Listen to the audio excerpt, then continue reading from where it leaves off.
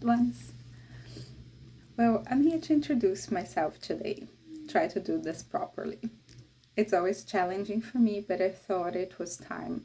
So, my name is Isis, and a question that I always get is that your real name, or did you choose this once you chose the spiritual path?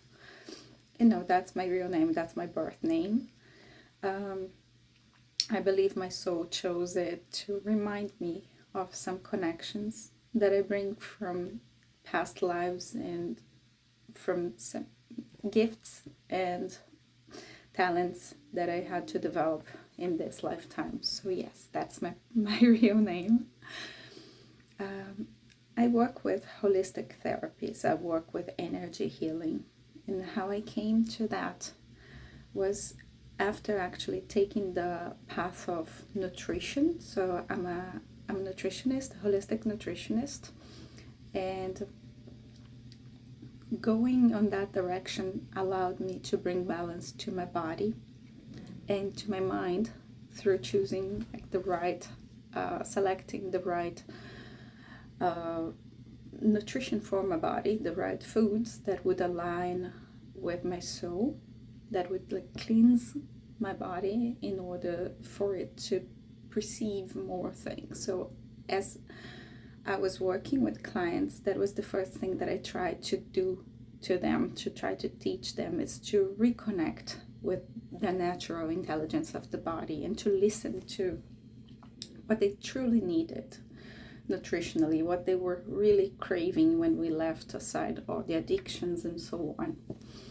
And I mentioned that because that was the path that allowed me to bring balance to my body and to my mind in a way that I was able again to connect with spirit. So once my body was detoxified, I reconnected, I reestablished this connection with spirituality. It first came with oracle cards. They were calling me, and it was beautiful. Like the messages always made a lot of sense. Then I went back to Reiki. Reiki, I had started, I had like my first, the level 1 Reiki when I was about 18.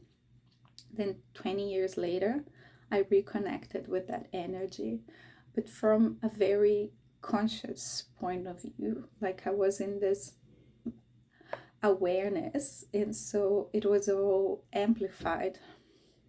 Then I redid level 1 and I did level 2 3 times. I did like level 1 3 times, level 2 3 times, and I started doing that again, like on purpose, because I really wanted to be connected with that pure bright energy. It felt really good. Again, it would open up channels of connection, and I started developing other gifts. Came one Reiki course with ancient symbols, and when I saw that, I had the deja vu of how I used to work with those symbols. It is something very, very ancient, and it was so clear to me, like how I used to work with them. And I wanted to honor this. I wanted to bring those gifts forth and really continue doing this work and improving it. And that led me to the Akashic Records. So I started tapping into that. Later I did some courses on how to do that properly in order to be connected with this beautiful energy and tap into this unified field, the quantum field, and bring the information that we need in order to work properly with that. I vowed only to work with from the point of unconditional love, from this vibration of unconditional love, and I asked for help so that I could do that properly, and I was granted this help. It came with challenging situations that I had to learn how to put unconditional love in things that could be seen as harmful, painful, and so on. And then those challenges came to teach me. And I was really, really happy, blessed, grateful for them.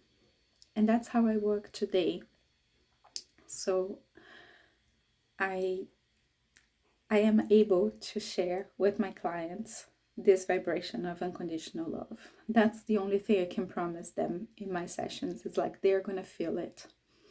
Everything else is really unique. So when I lead a client into the Akashic Records, which is one of the services that I provide, they will see or feel or hear what they need to, what their souls are ready for.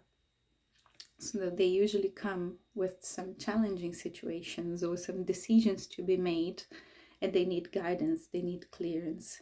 They won't receive that from me, they will receive that from their souls.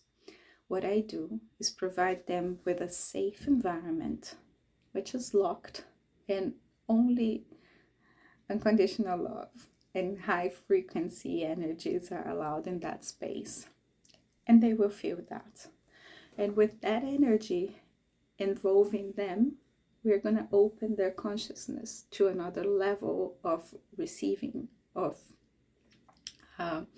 they will be able to tap into something else. But it's not a regression session. They will not revisit memories that they are not ready to deal with. The purpose of it is not just to open a Pandora box or Pandora jar. It's to bring healing into situations, is to change perspective, is to put love into whatever they need to deal with, depending on where they are in life, what they're dealing with, the answers that they need. And that changes a lot from person to person. The opening, the awareness, the level of consciousness, this is what's going to dictate what comes next. So they might revisit past life situations if we can bring healing to that, if that can bring awareness and love to current situations. They might only receive energy healing, but they will feel that, and that is going to shift something inside them. Sometimes we receive messages from beloved ones that are not around us anymore in the physical form. There are many things that may happen. That's why it's so challenging for me to put it in words. But the only thing I can promise is there will always be unconditional love bathing anything that happens in our sessions. So that's the Akashic hypnotherapy. If my clients are not ready for that, they don't want to dive into this different conscious level, they can send me some questions. I can do the readings for them. That's another possibility. It will bring the answers that they need. Once again, it's not necessarily tapping into things they cannot deal with. It's the messages that are going to help them with the challenges to actually expand awareness and change some perspectives, and then help them with the solutions of what they need. That's one thing I can provide. I decided to bring tarot cards as well, tarot reading, because tarot is a tool to tap into this field. The tarot cards, oracle cards, what they do is bring messages from the Akashic Records. So sometimes it's easier for people to ground this information when they see the images, when they see the cards, things that they are more familiar with. So I offer this as well. And aside from that, of course, there's always energy healing, Reiki healing available. And for that, I may share that I've done several courses, Reiki courses, Karuna Ki, Arcturian healing. I try to add skills, to add symbols, and combine them all to offer the best. And once again, it's always led by the other person's needs, the other person's soul. My sessions they take place offline. So when it comes to energy healing, I connect with my clients via phone, video call or something before the session so that we are really energetically connected. Then I ask them to turn everything off. I'll turn everything off and I'll do the session at a distance so that I can be completely immersed on that. No distractions from either side. My clients usually sleep during the sessions, and then we connect later so that I can give them feedback. And sometimes they also have feedbacks to give me, dreams, sensations, or how they're feeling with their body. And we have this nice conversation where we can clarify what is happening and how we can move forward. If there's something emotional, physical, or if we can unlock some blockages, it could be in their body, their mind, or just their soul. So that's how I work with Reiki, with energy healing. And aside from that, due to many people asking me questions, calling me with spiritual doubts, fears, or need for protection, they wanted some guidance. So I made the service available as well. Sometimes you are dealing with things that you can't understand, and you need just someone to be there to try to clarify what that could mean, or if you need like some energy protection because of nightmares you might be having, or things like that really shake us. We know that there's like a spiritual side to it, but we cannot grasp into what it is. Then I'll try to be there and I'll try to help you and give you tools, or at least share my point of view on what's happening. So that's like a quick overview of what I do.